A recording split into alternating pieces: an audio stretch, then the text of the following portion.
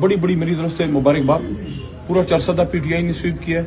پورا مردان الحمدللہ پورا مردان میں کہتا ہوں لر یو مردان میں ہمارے الحمدللہ 8 MPs 3 MNAs الحمدللہ ہم جیتے ہیں.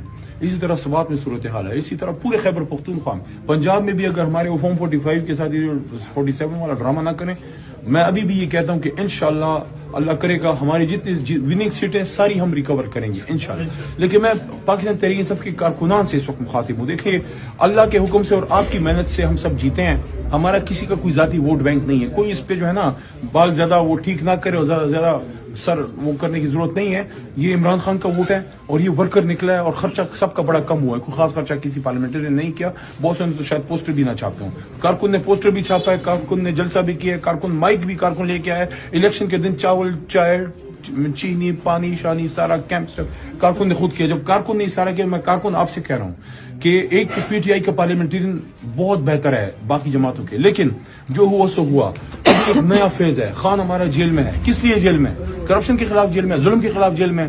کسی MNA MPA کو آپ نے آج کے بعد میں یہ کہنا چاہ رہا ہوں آپ کو, کسی کو 20% 25% اگر کوئی لیتا ہو نہیں لینے دینا. جتنا آپ نے ان کو پاس کرنے کے لیے کیمپین کی اس سے زیادہ آپ نے اس کے خلاف نکلنا ہے. کوئی آپ کا پارلیمنٹرین ظلم کرے یا کرپشن کرے, میں یہ نہیں کہتا اس نے اگر راستہ نہیں بنایا وہ بنا دے گا یار, کسی ٹائم بنا دے گا. اگر اس نے ٹرانسفارمر نہیں لگایا کر دے گا. غمی خوشی پہ نہیں آ جائے گا. یہ معمولی بات ہوتا رہتا ہے.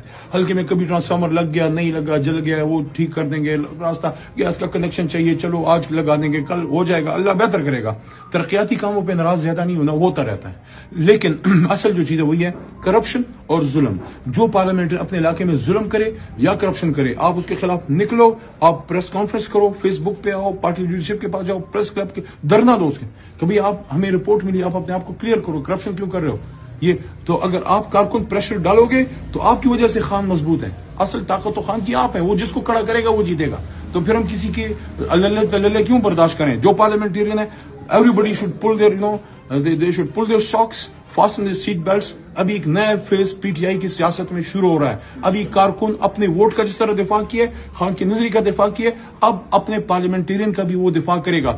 پارلیمنٹرین حق پہ کھڑا رہے گا, کارکن اپنی جان کی بازی لگائے گا. لیکن پارلیمنٹرین نے کہ خدا نہ خواستہ کسی ٹھیکیدار کے ساتھ مل کے 25% لیا یا اس نے کوئی ظلم کر دیا تو یہ پھر عمران خان کے کارکنان ہیں انشاءاللہ. پاکستان زندہ باد. خان صاحب پائندہ باد. شکریہ.